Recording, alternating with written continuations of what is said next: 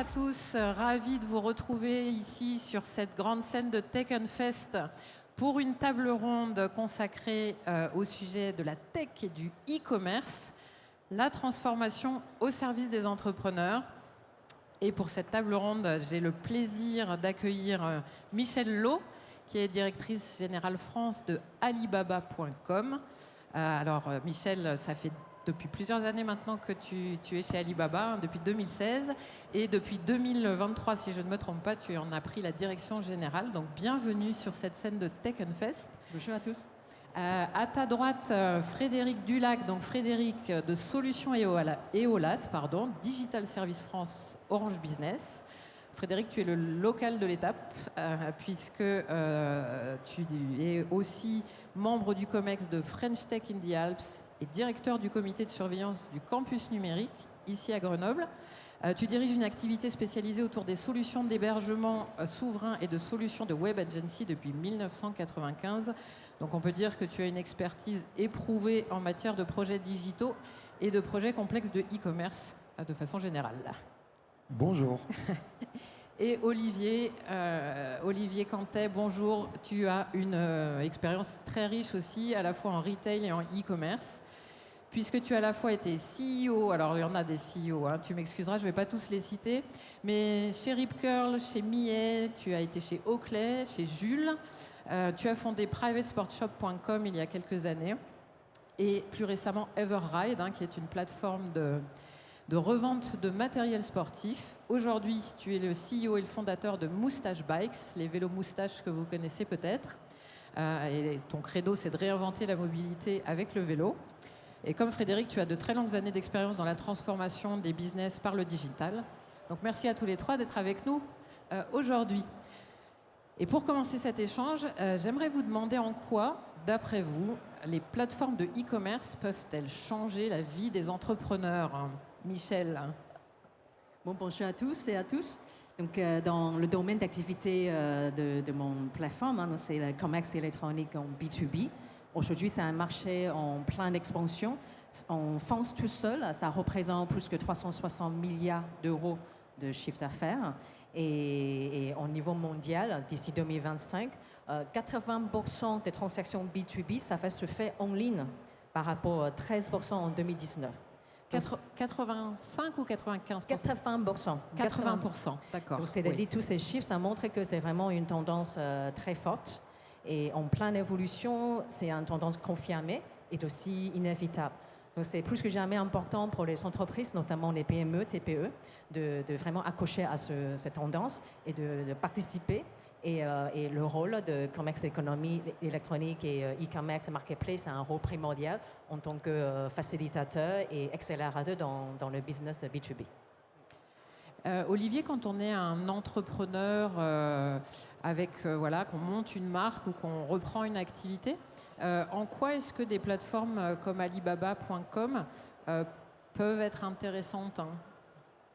Alors, c'est vrai que les plateformes, c'est juste une exposition incroyable pour se faire connaître. C'est une occasion d'explorer le monde depuis chez soi. C'est l'occasion aussi de sourcer, c'est ce que j'ai découvert en discutant un peu avec Michel. Parfois, on se dit où est-ce que je peux aller acheter tel ou tel produit ou composant, et tout à coup, le nombre de fenêtres qui s'ouvrent est impressionnant. Donc, je trouve que pour explorer, c'est un outil incroyable. Frédéric, par rapport à tes débuts dans ce métier du digital dans les années 90, comment est-ce que toi tu vois l'arrivée de ces plateformes-là ? Michel l'a dit, en 2019, ça représentait même pas 15% des transactions. Aujourd'hui, la tendance, elle est vraiment exponentielle. Quand on regarde les chiffres, c'est vraiment impressionnant. Quel est le regard que tu jettes, toi, sur cette évolution et sur les effets qu'elle peut avoir sur les entrepreneurs ? Deux idées très différentes. La première, c'est qu'effectivement, il y a un peu plus d'Internet tous les jours. Et donc, ça fait un élément de masse et de concentration et de visibilité. Et la deuxième chose, c'est que ça permet à ces plateformes de valoriser et de sourcer et de trier dans un monde toujours plus grand et d'avoir une proposition de valeur associée. Donc, c'est vraiment quelque chose de très vertueux, ce type de choses-là, parce que c'est un gage de qualité, de fiabilité. si je vous comprends bien, d'après vous, aujourd'hui, un entrepreneur, soit qu'il se lance, soit qu'il ait déjà une activité installée, qu'il soit tout seul solopreneur ou qu'il soit à la tête d'une PME, TPE, finalement, il n'a pas le choix en réalité. Il doit passer par ces plateformes. Pas du tout. Ok. Alors quand je dis pas du tout, c'est que en fait quand on dit e-commerce, le mot important c'est commerce. Et le commerce ça a plein de formes. Et un entrepreneur qui fait du e-commerce, la première chose qu'il doit faire, c'est une stratégie marketing. Et dans cette stratégie marketing, il doit juger si c'est opportun ou pas d'aller sur des plateformes comme Alibaba ou cette nature-là. À voir, en fonction des cas. Michel, je crois que chez Alibaba.com, vous faites du B2B, donc vous mettez en relation des acheteurs et des vendeurs dans une logique de relation fournisseur finalement vers le client. Mais vous avez aussi des outils d'accompagnement des entrepreneurs, peut-être même jusqu'à leur réflexion stratégique. Exactement. En fait, aujourd'hui, les marketplaces, on n'a pas uniquement un rôle de la mise en relation simple. Aujourd'hui, parce que les entreprises, surtout les TME, TPE, les solopreneurs, qui sont plus que jamais besoin des services beaucoup plus personnalisés pour rendre leur process de l'approvisionnement ou de vente à l'international beaucoup plus efficace, rapide et sécurisé. Donc c'est pour ça les plateformes comme Alibaba, on travaille beaucoup sur les dernières technologies, déjà dans chaque étape de la chaîne d'approvisionnement. À partir de moment, un entrepreneur qui a une idée de produit, qui peut utiliser les plateformes pour le trouver, les fournisseurs, estimer est-ce qu'il y a un potentiel de ce produit sur le marché. Est-ce que ce produit est déjà existant ou comment on peut optimiser l'approvisionnement, de trouver les meilleures offres de produits qui viennent de fournisseurs internationaux. Donc les outils qu'on a mis en position, c'est la recherche, comment on fait des requêtes, des matières premières, des composants, et on peut faire des recherches en multimodal, multilangue. On peut combiner des recherches par visuel, texte et photo pour avoir une recherche beaucoup plus précise. C'est comme ça qu'on peut optimiser la recherche. Et après, les outils pour la partie communication, parce que quand on parle de commerce international, c'est-à-dire on peut travailler avec des entreprises qui sont européens, déjà en Europe, qu'on parle de différentes langues, ou aussi on travaille avec des fournisseurs plus loin, des asiatiques, en différentes langues très variées. Mais les plateformes comme Alibaba.com, on pose des outils de communication en traduction instantanée. C'est comme ça qu'on aide les entreprises de s'internationaliser. Et à la fin, pour conclure une transaction, c'est important d'avoir des process digitalisés, paiement sécurisé, les plateformes de logistique, on peut proposer différentes solutions logistiques, on peut tracer, on peut savoir où on est par rapport à la livraison. D'accord. Et quand finalement, grâce à ces outils, n'importe quel entrepreneur un peu connecté peut toucher le monde entier, finalement, comment faire pour se démarquer quand on est un entrepreneur? Olivier, peut-être? Alors, je pense que c'est pas évident pour se démarquer. Je pense que les plateformes sont très transactionnelles. Je pense qu'il y a des règles très techniques. C'est-à-dire que explorer, c'est assez facile. Avoir un business récurrent et émerger, c'est en fait beaucoup plus technique que réellement différenciant en termes de valeur de marque, de valeur de produit, parce qu'en fait, vous ne pouvez pas raconter votre histoire. C'est comme si vous êtes dans un immense marché ou un immense centre commercial avec 200 étages. Chacun a un petit magasin de 50 mètres carrés et il ne peut pas mettre de mobilier. C'est extrêmement difficile. Donc je pense que c'est d'abord transactionnel, d'abord exploratoire. Ça ouvre des portes, mais que sur la durée, vouloir se démarquer, je pense que ça vient d'autre chose. Et ça ne sera pas les plateformes. Comme le disait Frédéric, il y a différentes formes de commerce. C'est une forme de commerce, il y en a d'autres qui permettent, là pour le coup, à des marques, à des produits de se démarquer, de raconter leur valeur ajoutée, de raconter leur émotionnel. Mais ça se passe, à mon sens, assez difficilement sur une plateforme. Mais par contre, j'insiste sur le point que dans digitaliser l'offre de votre produit ou de l'entreprise ou votre marque, c'est ultra important. C'est notamment dans les marketplaces, il y a énormément de l'offre et des acheteurs aussi. Sur Alibaba.com, c'est 50 millions de acheteurs qui cherchent auprès de 200 000 fournisseurs et 200 millions de produits. Et comment on peut le retrouver? C'est important de digitaliser l'offre pour mettre au plus précis que possible les détails de produits et pour que la mise en relation se fait d'une manière efficace. Et côté acheteur, de préciser leurs demandes avec les critères, les filtres qu'on a mis en place sur la plateforme.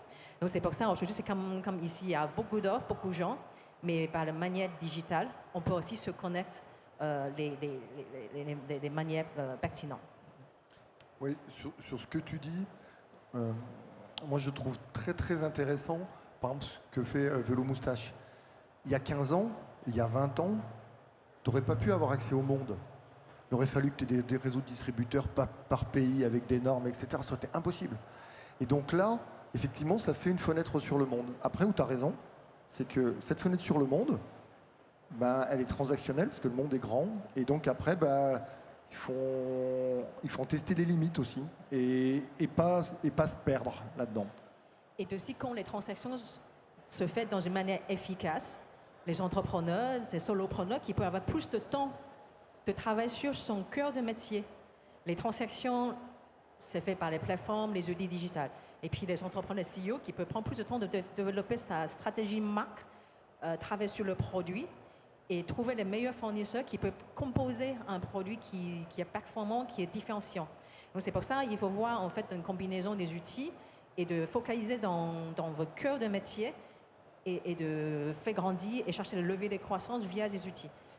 Est-ce qu'on peut dire que finalement, des plateformes de e-commerce de type Alibaba.com, elles enlèvent une espèce de barrière à l'entrée technique ou technologique qui pouvait exister pour des entrepreneurs et qui pouvait constituer un frein à leur internationalisation?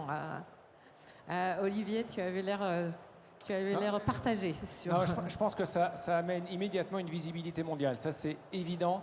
Et dans la partie exploration, ouverture, visibilité, découvrir des choses, là, effectivement, il y a assez peu de barrières. Faire un business durable sur une plateforme, c'est beaucoup de technologie pour comprendre comment être référencé, comment émerger. Et puis, dans n'importe quel type de commerce, que ce soit plateforme, e-commerce, magasin physique, il y a une règle absolue. À un moment ou à un autre, on paye son loyer.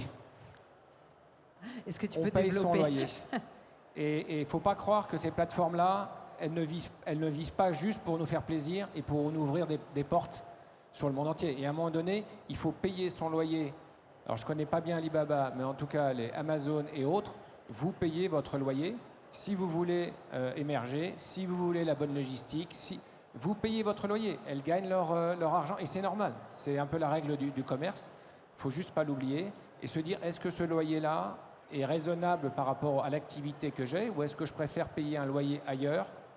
Un peu comme on ferait sur des magasins physiques où on se dit, est-ce que je veux être sur les Champs-Élysées mais ça me coûte très cher, sur une ville moyenne ou dans une zone commerciale. C'est vraiment à chaque entreprise d'arbitrer son business model. Mais un jour ou l'autre, vous allez payer votre loyer. Frédéric, sur ces aspects un peu facilitation technologique, quel est ton regard?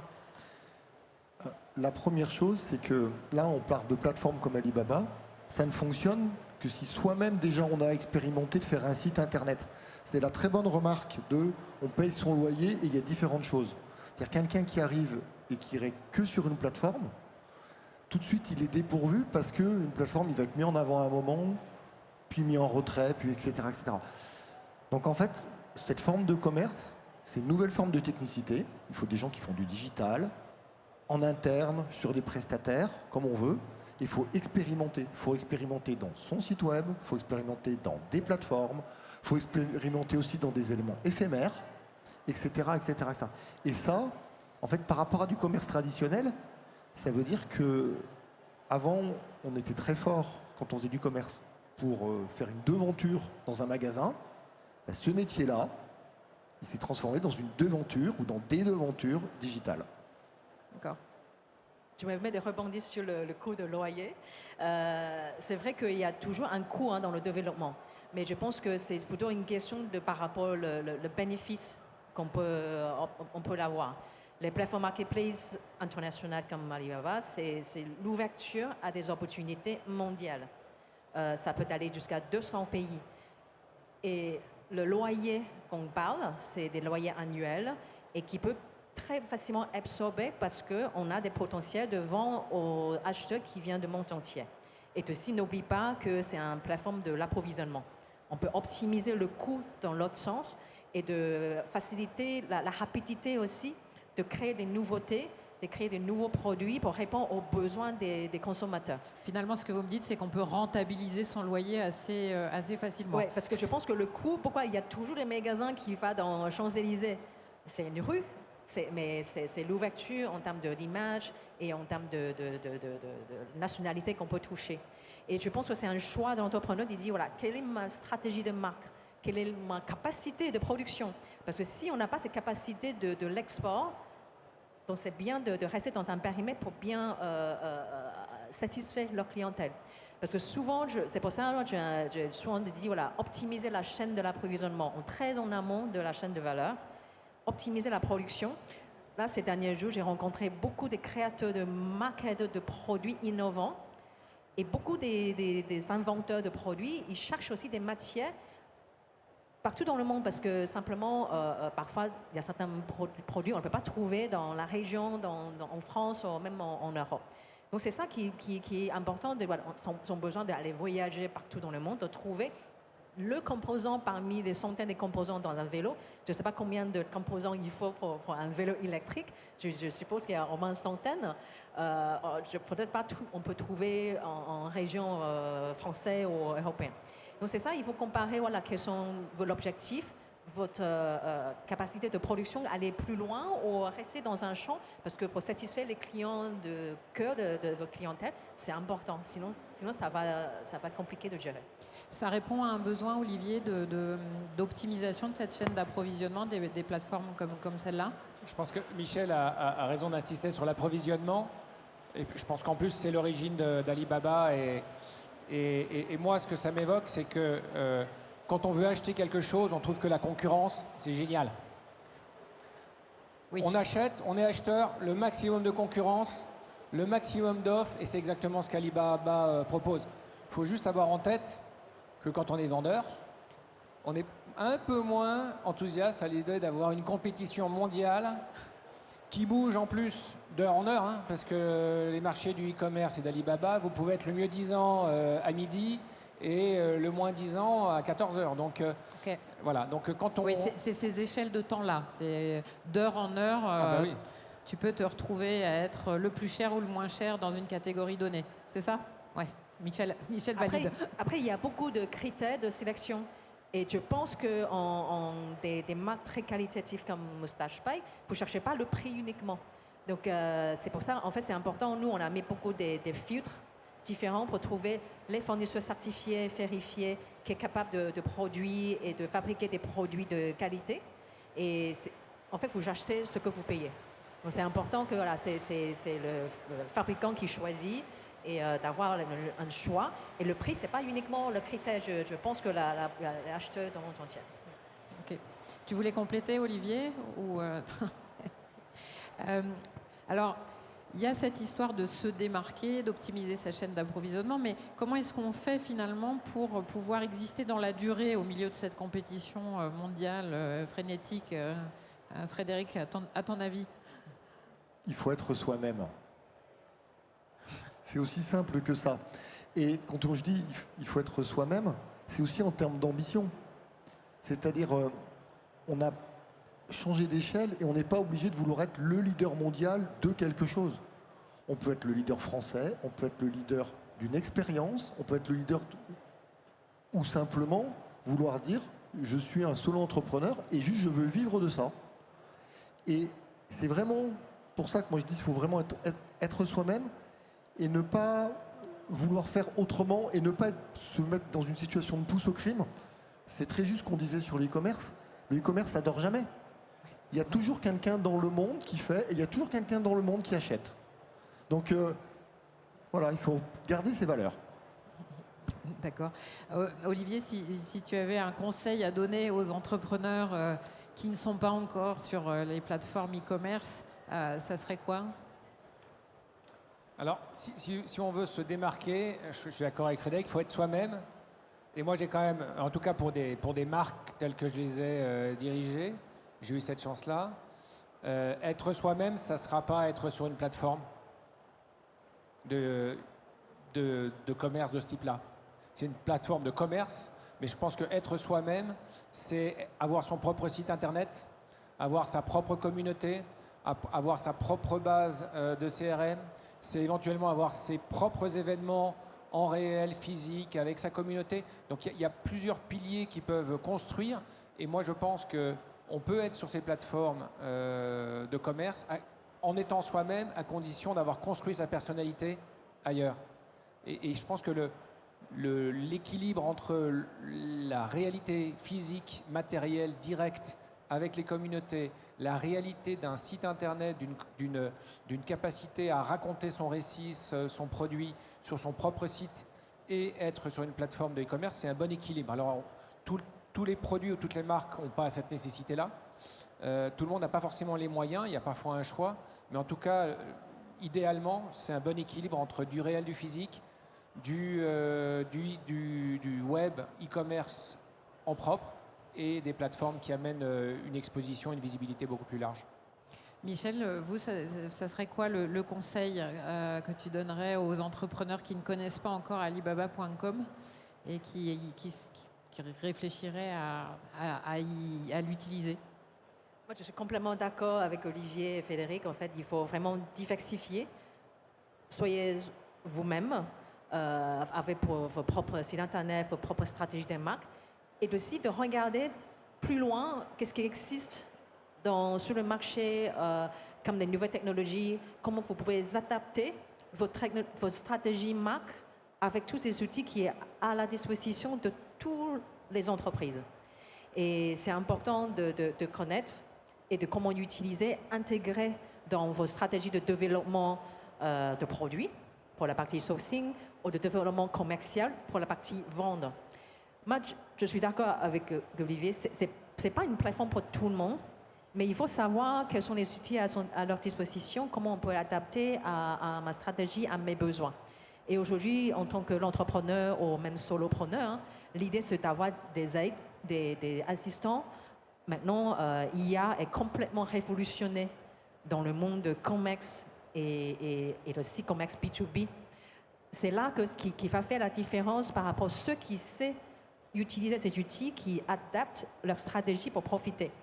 Et mon conseil, c'est regarder, essayer, tester et adopter, intégrer dans vos stratégies marque et de production et de développement commercial.